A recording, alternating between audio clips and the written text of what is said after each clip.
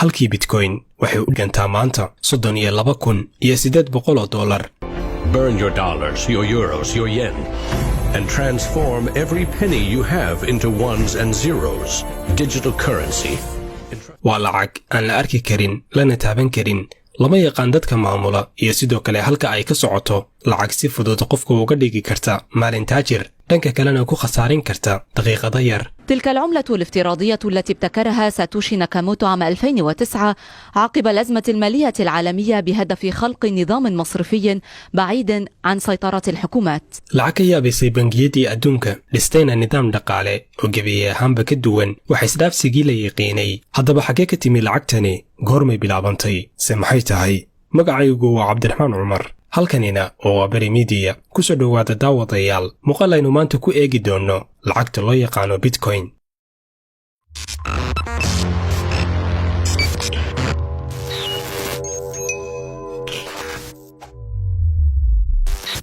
Assalaamu calaykum waraxmatullaahi wabarakaatuh. intaynaynu gelin muuqaalkeenna haddii aad nagu cusub tahay ha ilaawin inaad nagu soo biirtid oo aad taabatid calaamadda subscribe sidoo kalena aad shidatid gambaleylka si ay kuu soo gaaraan dhammaan muuqaaladeenna cusub isla goorta aynu soo gelinno. haddii uu ku qanciyo muuqaalkuna ha ilaawin inaad leeg saartid lana wadaagtid asxaabtaada. mahadsanidin. aynu u galno muuqaalkeenna maanta. bartamaha sanadkii 2007 ilaa dhammaadka 2008 waxaa dunida gilgilay qalalaasa dhaqaale oo saameeyey suuqyada kala iibsiga saamiyada shirkadaha waxaana burbur xooggan oo ku yeeshay bangiyada maalgashiga. shirkado badan ayaa cayroobay ama mufallisay. shaqo la'aan baahsan ayaa laga dareemay waddamo u badan dunida horumartay waxaana deen culus dusha loo saaray waddamo badan oo ilaa hadda la dhutinaya culayskii waqtigaas soo gaaray. First time the Dow Jones Industrial Average passed the 13,000 mark. Another milestone for the market, 14,000 on the money. iyada oo culayskaasi dhaqaale uu socdo dhinaca kale waxaa si hoose koox qarsoon u tijaabinayeen abuuridda nidaam maaliyadeed oo ka duwan midka caadiga ah. nidaam ku dhisan lacag dijitaal ah wax kayd iyo maamul ahna aan ka rabin bangiyada dowladaha iyo hay-adaha dhaqaalaha adduunka maamula sida hay-adda IMF iyo bangiga adduunka. bishii Agosto 2008 nin la sheegay inuu u dhashay Japan oo magaciisana lagu soo koobay Satoshi ayaa noqday qofkii ugu horeeyay ee daaha ka rogay nidaam ku cusub suuqa lacagaha casriga ah kaasi oo caan ku noqday magaca Bitcoin waxaana suuqa loo furay bilowgii sanadkii 2009. Bitcoin waa lacag casri ah oo loo qaabeeyey habka elektarooniga ah oo ka madax bannaan hay-adaha maamulo lacagaha. waa maaliyad aan maamul dhexe lahayn nidaam aan u baahnayn labada qof ee lacagaha kala iibsanaya in ay sii dhex maraan bangi ama qaab dhexe oo kale. dhaqdhaqaaqa lacaguhuna waxa uu ka dhex dhacaa shabakad isku xiran oo lagu magacaabo blockchain waxaana loo diyaariyey hab casri ah oo shilimaadka casriga ah ee Bitcoin lagu sii bedelan karo lacagaha caadiga ah sida lacagta dollarka ah iyo lacagta yuurada. waa lacag dijitaal ah oo isticmaalaysa xarfo iyo nambaro sir ah oo la xakameeyey. wax ku kala gadashada Bitcoin waxaa la sameeyaa iyada oo aysan jirin wax aqoonsi iyo sharciyo ay isweydaarsanayaan ama u diiwaan gashan labada qof ee wax kala gadanaysa taasi oo meesha ka saaraysa dabagalka dowladuhu ku samayn karaan dhaqdhaqaaqa xisaabaadka lacagaha iyo wixii raad ah ee la xiriira. Bitcoin waxay si rasmi ah suuqa u soo gashay bishii Janaayo sanadkii 2009 waxayna ku bilaabantay qiimo hoose oo gaaraya in halkii Bitcoin lagu kala iibsado 30 senti. waqti yar kadibna wuxuu soo jiitay suuq ballaaran midkaasi oo si xawli ah kaga dhigay qiimaha halkii Bitcoin in lagu kala bedesho $30. dhammaadkii sanadkii 2011 waxa uu ku soo laabtay qiimaha halkii Bitcoin $4 oo keliya. marka la bishii Janaayo sanadkii 2014 sare u kacaan marnaba la filanayn ayay ku indhaqaaday lacagtan casriga ah. mar qura ayuu si kadis ah qiimaha halkii Bitcoin u gaaray $770. midaasi oo soo jiidasho xooggan ku samaysay maalgashiga lacagtan waxaana ka sii yaabadnayd markii dhammaadkii sanadkii hore ee 2020 uu gaaray meeshii ugu sareysay abid waxaana qiimaha halkii Bitcoin u gaaray ku dhawaad $20,000. waxauna ahaa laga bilaabo xilligaasi ilaa maanta mid kor u socda isaga oo hadeertadan aynu duubayno muuqaalka kor u dhaafay $32,000 halkii Bitcoin. ninka la sheego inuu ahaa qofka lacagtan sameeyey balse aan si rasmi ah loo aqoon jiritaankiisa ayaa ugu horeyntii abuuray nidaam tirada guud ee la soo saari karo ku xadidaysa 21 milyan oo Bitcoin oo ku xiran hal xiraale xisaabeed iyo lambaro sir ah si lacagtan loo soo saaro ama loo abuuro Bitcoin. waxaa loo baahan yahay barnaamij kombiyuutar oo uu qof kasta soo dejisan karo iyo xalinta hal xiraale xisaab ah waxaana qofku uu gelayaa madar lagu dhex abuurayo bitcoin-ka. qof kasta oo madasha ka mid ah oo hor xalliya halxiraalahaasi wuxuu helayaa 12.5 bitcoin oo ah abaalmarin loogu talagalay ka qaybgalayaasha madasha. 10kii daqiiqaba qof ayaa ku guulaysanaya lacagtaasi, waxaana la soo saaraa maalintii ku dhowaad 1800 oo bitcoin.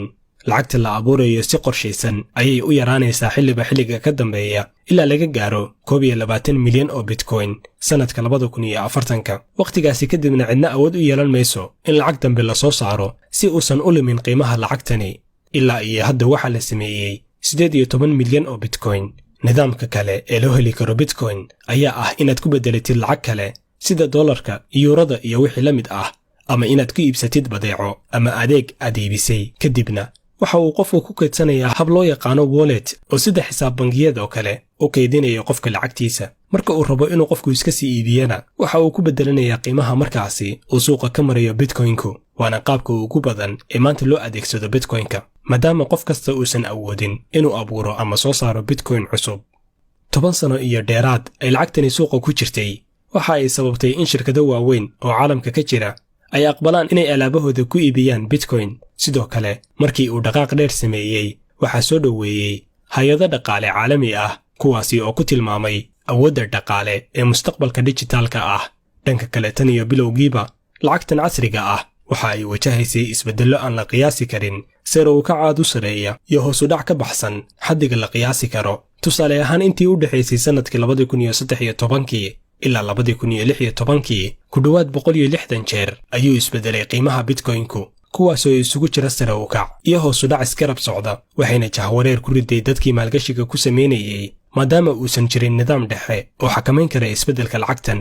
waxaa sidoo kale jahwareer ku dhex abuuray kooxaha burcadda ah ee jabsada xogaha ama loo yaqaano hackeriska, kuwaasi oo mar walba jabsada siraha mareegtan lana baxa lacagaha ku jira. sanadkii 2018 koox burcad ah ayaa jabsatay adduun ku dhow 800 milyan oo dollar markii ay u dhaceen xisaabaadka dad isticmaalaya nidaamkan blockchain-ka ee lacagtan casriga ah ay dhex marto.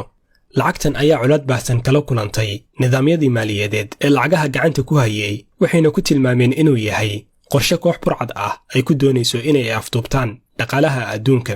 ugu horrayntiiba bangiga adduunka ayaa ku sifeeyey qamaar iyo nooc ka mid ah lacagaha madow.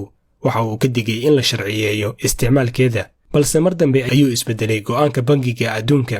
sanadkii 2014 warbixin uu soo saaray waxa uu ku tilmaamay in bitcoin uu yahay nidaam dhaqaale casri ah oo soo koreeya una baahan in isha lagu hayo.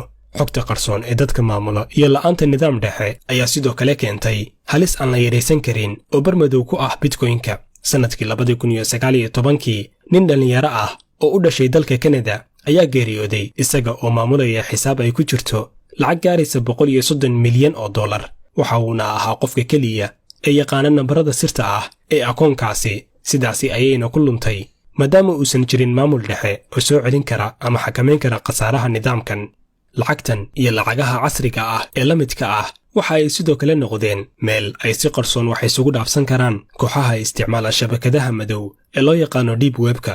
sanadkii 2013 FBI-da Maraykanka ayaa xirtay shabakad weyn oo lagu magacaabo Silk Road, taasi oo ahayd suuq ka furan shabakadda mugdiga ah ee deep web-ka. wakhtigaasina waxaa loo adeegsanayay oo wax lagu kala iibsanayay shabakaddaasi lacagta bitcoin-ka, waxaana gacanta lagu dhigay $1 bilyan oo dollar oo uu lahaa milkiilaha suuqaasi oo markii dambe lagu xukumay xabsi daa'in. ugu dambayn dadka lacagtan hindisay waxa ay ku fekereen inay sameeyaan lacag dahabka oo kale ah. adduunka oo idil ka socota lacagta la soo bixideedana waxay ku magacaabeen mining, sida macdan dhulka hoostiisa laga qodayo oo kale. qalabka wax lagu qodayana waa kombiyuutarro iyo xisaab. tirada lacagta la samaynayana way xadideen si marka dhammaan la soo saaro ay u noqoto sida dahabka oo kale, shay qaali ah oo lacag lagu kala beddesho. intaasi ayaynu ku soo gebagabeynaynaa daawadayaal muuqaalkeenna maanta. haddii uu ku qanciyey muuqaalku ha ilaawin inaad la wadaagtid asxaabtaada. haddii aad nagu cusub tahayna nagu soo biir oo ka mid noqo kumanaanka aan ku bahownay madashan. wasalaamu calaykum waraxmatullaahi wabarakaatuh.